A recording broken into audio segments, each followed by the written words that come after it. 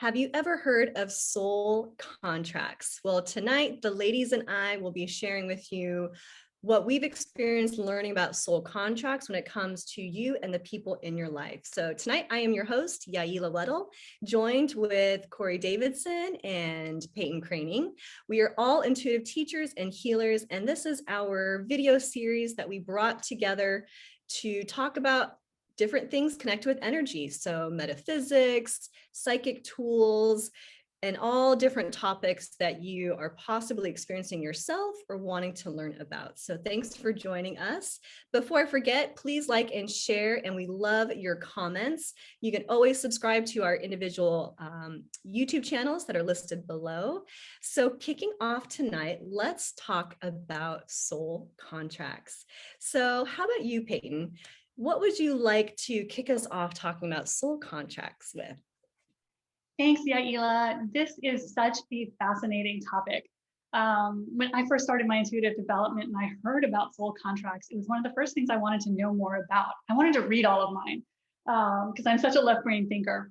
And so understanding what soul contracts are, they sound a little different from the way the guides will explain to us in terms of what a soul contract is.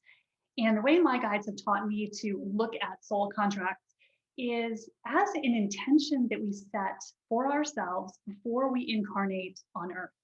So we set these intentions for experiences we want to have or people that we want to interact with and connect with during this lifetime.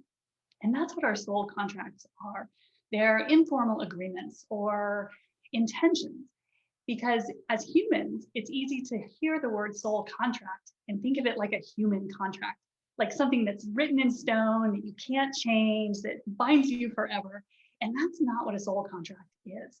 Soul contracts are actually very easy to change for the most part.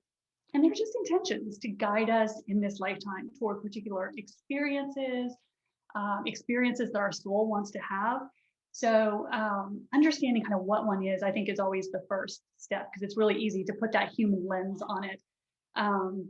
So one thing to understand about soul contracts that my guides have shared with me is that we have so many different soul agreements because as humans, we have infinite timelines.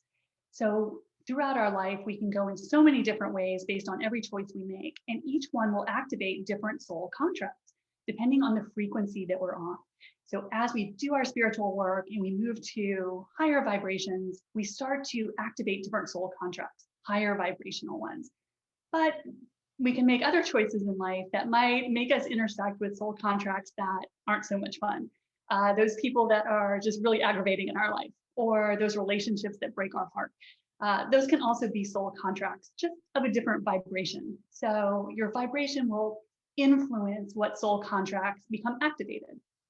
So one thing that's important, I think, in looking at a soul contract is understanding if it's in your best and highest good. Because some soul contracts are going to be beneficial to us. They could be a contract for the love of our life or the child that we agree to bring into the world, or even our animals, the pets that we end up living with can be soul contracts. But those are ones that may be for our best and highest good. But we may also have soul contracts that are not for our best and highest good. That we put them in place in case we wanted to experience, getting our heart broken or that nasty divorce. It can also be soul contracts that are just not ones that we really want to continue if we don't have to. So the way my guides have kind of taught me to look at soul contracts is you can always cancel the ones that aren't for your best and highest good. So the question is this for my best and highest good? Is this what I want to experience in life? So I think the most important thing with soul contracts is they can be changed for the most part. They're flexible. They are not engraved in stone, signed in blood like we might think. So one great approach to it that my guides have taught me is to just set the intention to cancel or void any soul contracts that aren't based in love. And so they've given me a process to just start to cancel some of those intentions that we set for ourselves in this lifetime that aren't things that we necessarily want to rendezvous with now. So just remember your contracts they're intentions, they're changeable for the most part. And you can always disentangle yourself from those ones that aren't so much fun when you run into them right now. So they're interesting to understand and always changeable. So as always, set your intentions in life and you'll rendezvous with more exciting and fun soul contracts. So that's how I look at them. How about you, Corey? Well, I just love that. Ooh, only keep the contracts that are in the vibration of love. Like, that's wonderful. I've never heard that before, but that's what I love about getting together with you ladies, because not only are we sharing our knowledge with everyone else, but we learn from each other, and that's the wonderful gift of energy work. Soul contracts. You know, the, when we talked about doing soul contracts, and I started, just reviewing, soul contracts. The first word that came to my mind was karma, and you know, for me, and one of the things that I work with my clients about is because it's been my experience, and a lot of my clients is a lot of people don't understand, don't even really know too much about soul contracts, but more people know about karma, and but karma and soul contracts really go hand in hand, because I mean, you can look at soul contracts as karma, but karma is always looked at as well as being something bad, or that you did something, you're paying the price for something. And that's not what that is. However, the karma with your soul contracts is things that um, we're on this earth plane, the big school of earth. And soul contracts is how you get to learn the things that you signed up for. When I first started doing this work and being aware of soul contracts, it really helped me to not beat myself up, but in the sense of understanding that soul contracts are something that we plan before we come down here to the earth plane. What do we want to learn? What do we want to do? Who do we want to do it with? And um, and there are times where it's like, wow, this is my soul contract, or I with my clients and students, they're like, oh my God. And I said, well, you signed up for it. And there was a time where I was like, really? I signed up for this? Like, what was I thinking? But in the other realms, it really does look so good. And when we get down here to earth, um, soul contracts is how we start to learn the lessons that we signed up for. Because if we don't have those soul contracts, then there's no one to learn from, or no interaction to have with somebody when it comes to soul contracts. And I loved how you said, Peyton, about they can be changed. I had a list of them that I wanted to change. As a Capricorn, because Capricorns sign up to clear a lot of karma, soul contracts. And by the time I got to training in this work, I had already cleared a lot of karma. So I was familiar with karma. But when it came to the karma and soul contracts, that they could change, that was fascinating. So it made me feel like I had more control of my own life, my own soul, with the soul contracts. And that it wasn't some random thing or something horrible that I had done, or, an intention that went wrong. When I came to understand, and that's what I teach my clients and my students, is that soul contracts is something we signed up for on the other side, but that they can be changed. And and that's what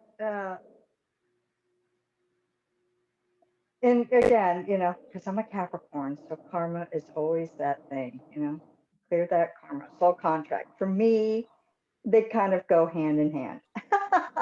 And not necessarily a bad thing, but so I've had a lot of that in my life.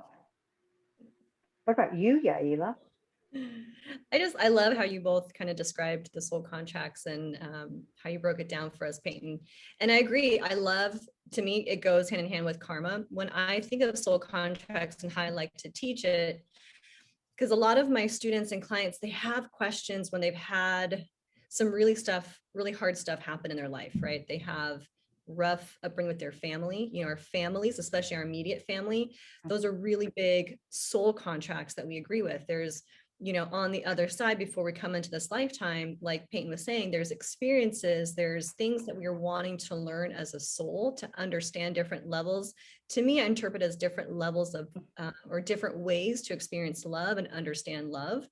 And here on planet Earth we live in a world dichotomy, right? Light and dark, up and down, tight, open. Like there's all these different parallels, dichotomies. And for me, when I've started understanding soul contracts, sometimes one of my favorite quotes from the movie Vanilla Sky, it's like, you can't know the sweet without the sour.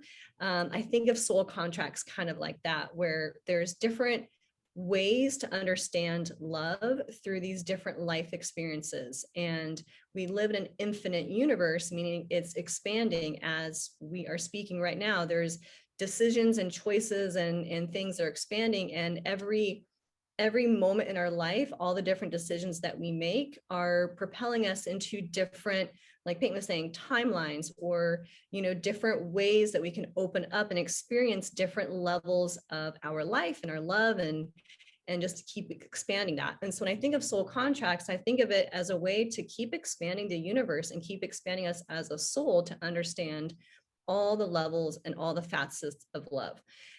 So going back to when my students ask me questions about, well, what about, is it part of my soul contract that I lost my baby, at birth? Like, who would want that? I would never wish on anybody, but when I've asked this question, to my guides and who I work with, the answer I got back was the contract between those two souls was so the mother would know and really understand unconditional love. Because what happens as we grow up, life happens, and there's sometimes you don't always truly love the people. I mean, you love them, but there's experiences that happen as, we're different ages where, there is frustration, there's anger, there's contempt, there is conditional love. And so imagine being a mother who only knows love with this soul that was on the earth. So for whatever amount of time, it was 100% unconditional. And so sometimes we don't always understand why the soul contract was made, especially when there is those really deep traumas that happen. Some of them, I've noticed some souls like to experience really extreme energy, meaning they really like to know the depths of the dark, dark, dark, dark to understand the brightest of the light. And their soul kind of oscillates between those really extreme experiences. I found for my soul, in at least this lifetime, I don't want to play with such extreme energies, but there's some people who really want to experience the most extreme possible. And that's just part of their soul's journey. So we're all here for different experiences and different soul contracts. And when you think of the souls on the other side, there's just so much love for each other and saying, okay, you want to understand what it's like to really appreciate life. If you think back in war times, it's like there were warriors and there were people who took each other's life and learned the value of life and learned the impact of that soul no longer being in this plane from being killed on the battlefield and killing on the battlefield. They understood the preciousness of life, and that was part of their soul contract. So I think of soul contracts with dichotomy in mind, knowing, sometimes you don't know the sweet without the sour. And it's also a way for us to keep expanding the universe. We want new things, we want new experiences from what we've learned in every single lifetime and every single experience. And think about your life right now. There's things that you've experienced that at the time were probably really challenging and frustrating. I'll think of when I trained for a marathon and I messed up my knee and I couldn't walk for a week. But where I went from that point to like learning a new way to train and understanding how my body could be stronger from that, even though in the moment not walking for 3 weeks was horrible. I'm like, why would anybody do this? To like moving through the other side and understanding what it's like to like really get the right mindset and training. Then I loved that experience because it taught me so much about, again, like Corey was saying, you know, you do have a say, you do have control, and you can change. Like Peyton was saying, even though you come into this lifetime with a certain type of contract to learn a certain level of energy or dichotomy with someone, you don't have to stay in that. Once you have that awareness, you have that awareness and you get to choose if you want to keep going down that path, or you can adjust it. You can recreate the contract, or you can void it completely. So soul contracts are a really big concept, but I love, you know, learning about them and like learning each person's different experiences as far as the different contracts they have with the people in their life, because there's so many different levels that we experience with the people who really impact us and we impact in return. So it's pretty deep, but it's pretty cool at the same time. Yeah, I love what you just said, Gaila, because it reminded me of something when I've looked at these for some of my clients and even some of my own soul contracts. Some of the biggest traumas and the things that we look at as being the most negative and challenging experiences, and we can hold a lot of resentment, like you mentioned, to the people that we go through these experiences with.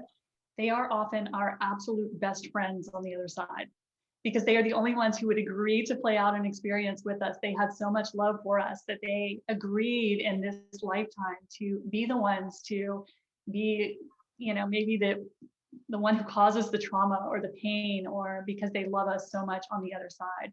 And so I always find that that helps me, especially with those challenging family relationships that so many people struggle with, that are often some of our deeper soul contracts, are often our absolute most beloved soul family members on the other side. And so it can help us step back and be like, put us back in love for those experiences that can be really hard to love when you're going through them, even for some time afterwards, can be powerful soul contracts that only someone who loved us that much would agree to be that aggravating or that, you know, traumatizing in this lifetime. So soul contracts are funny things. It's to propel growth is how I look at them.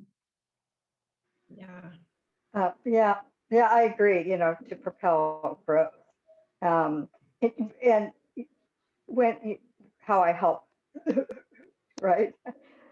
How I help my clients and students.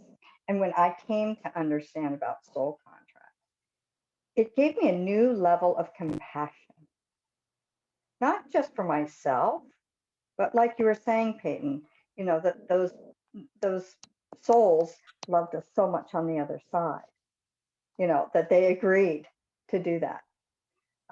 And I loved what you shared, you know, Yaila, as well, you know, and I've had that experience of, you know, losing a child, you know, just before 5 months pregnant.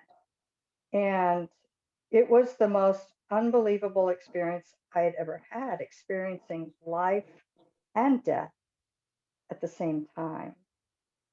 And, but through learning about soul contracts, just knowing what soul contracts were, you know, the souls that we signed up to come and help us in this lifetime, as we have signed up to help them, completely changed, you know, the healing process for me, and was able to get in contact with my daughter who I had lost, and to find out that, you know, she just needed a body to complete a cycle that she needed. And we agreed on the other side that I would be her mama, and to give her that body. And that was, I mean, the healing that happened. And it gave me a whole new meaning of soul contracts. a whole new meaning, and to look that, not just the soul contracts that we have with other people, but, then there was, her father that was involved. So soul contracts don't just involve one, it's one person to one person, like you were talking about, Yaila, that family unit, everybody has their single soul contracts, but it encompasses a lot of souls, the souls that come throughout your whole lifetime. And it wasn't until I did understand soul contracts that I knew that, like, for example, with my daughter, or relationships that I've had, that I was able to, go and complete those, and file them away in the Akashic records, and just say, okay, those are complete. And to be able to actually look at the lessons that I was to learn from that soul contract. That was the big deal. And so that's what I pass on to my clients and students, that yes, we have the soul contracts. The important thing is what did you, before I'll even complete or um, file the soul contract for my clients, is I always want to know, what was it that you learned? What do you think this soul contract was about? Not just that it was so miserable, I hate that person, I don't want anything to do with it, I just want to, I want out of my life. For me and my clients, it's not a good enough answer. It's not a good enough answer. It's important to know, maybe not exactly what, but did you learn, what was the lesson that you learned? What was the lesson to be learned in that soul contract? And sometimes, at least it's been my experience, sometimes, well, now actually, I've worked a lot with soul contracts, able to get the lesson so that I don't have to keep repeating it over and over and over and over and over again. But that it took repeating them over and over and over again before I was like, okay, I'm done. To actually know what the soul contract was and to be able to look at it. I think it's a big key in moving on, but really acknowledging and knowing what were the lessons that I signed up for with that soul contract. So that's, for me, that's when I work with people, and for myself, that's a really important part that I have found. I've noticed too, there's a lot of people on this planet that are here to kind of stop cycles that have been going on generation after generation after generation. And they have contracts to come into these families of, I hate to use the word toxic, but it's just kind of that term that floats out there. It's like kind of these toxic cycles that keep repeating generation after generation. And their souls that are coming in now to keep that higher consciousness of the impact of what these cycles actually do and how it perpetuates. And there's a lot more souls I'm noticing here on the planet that are here to end those cycles. So it's pretty amazing. And Corey, like you were saying, and you, Peyton, kind of looking at, well, what are some of my contracts, and looking at, my biological father wasn't really part of my life. He was non-existent. I didn't have really a relationship with him. And just trying to understand that contract, with him. I'm like, well, what was the point of him being my dad if he wasn't going to be my dad? There's all these different abandonment things that I've looked at, and, other relationships where you're looking at the unavailableness, and it's like, oh, they were here to teach me how to love and trust myself. Like, it was about me learning to go within. Like, it set me on this journey to really connect within and find my own connection to universe, source, the spiritual work. Because up until that, I had that awareness. I wouldn't say that I was actually on a more conscious path, so those soul contracts that I had really helped me understand self-love. They still teach me about self-love and trusting myself and trusting the universe and trusting, learning how to be vulnerable, which wasn't always easy. Or I think about other family members where I just kind of felt like I always had to figure things out on my own. I'm like, oh, they taught me how to be independent. They taught me freedom. Like, I have this mission in this lifetime for freedom. I'm an Aquarius, like I want freedom and like different levels of that. And sometimes you kind of have to understand the rougher side of it, and you pull yourself through, or you find those other people to support you on the way through. And then once you start to understand it and look through the lens of love, you're like, oh, got it. I wouldn't be where I'm at unless I had these types of experiences. So anything else you ladies would like to add as far as soul contracts? It's a big topic. It's a huge one. I think they are. I think I want to mirror one thing you said, Yaila, just now, is that they're really important, I think, in helping us change our perspective on the challenging situations in our life. Because like you said, we look at it through the lens of the experience that we had, especially for those challenging ones, and we tell one story. But once you know what your soul contract is, you can look at it for what it gave you, that it puts you on a path to experience something that you couldn't have experienced any other way. And then you see the blessing in it. Like you were saying, Corey, with your trauma, the blessing that it was when you understood what that looks like from your soul's perspective.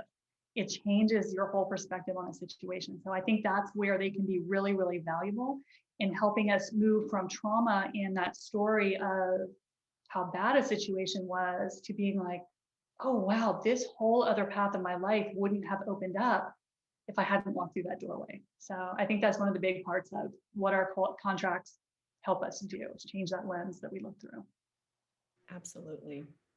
Yeah. And even realizing too, the story that we were telling ourselves about the experience, sometimes it really is a story. Like, if you break it down to, I'm going to use my dad as an example. Like, I had the story that he didn't love me, he didn't want me, he abandoned me, and all these things. And he's actually, crossed over to the other side as well. And I've been able to, connect with him and just understanding like he didn't feel worthy to be in my life. Like that was his kind of, life experiences. And I was able to like look at the story I was telling myself, just because he wasn't there, but I made up all these other reasons why he wasn't there. And then once you look, you kind of look at the experience with that lens of love, like, oh, some of this is my story I made up around it. And then you get to change it and adjust it. So you take your power back that way. I think when you can look at it from that higher soul perspective.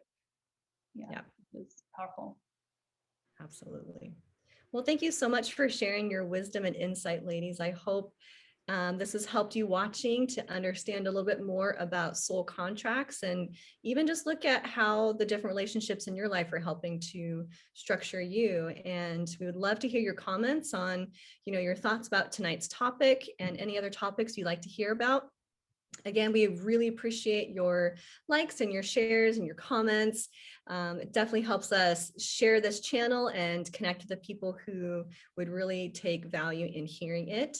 Check out below for all of our information. We all have our own individual YouTube channels with all of these past series that we've done, so you can always connect with us there. We all have our own websites. You've seen that throughout this whole video. So feel free to reach out to any one of us if you have more questions or if you'd like to connect in. So thank you again, ladies, and we will see you all next Wednesday.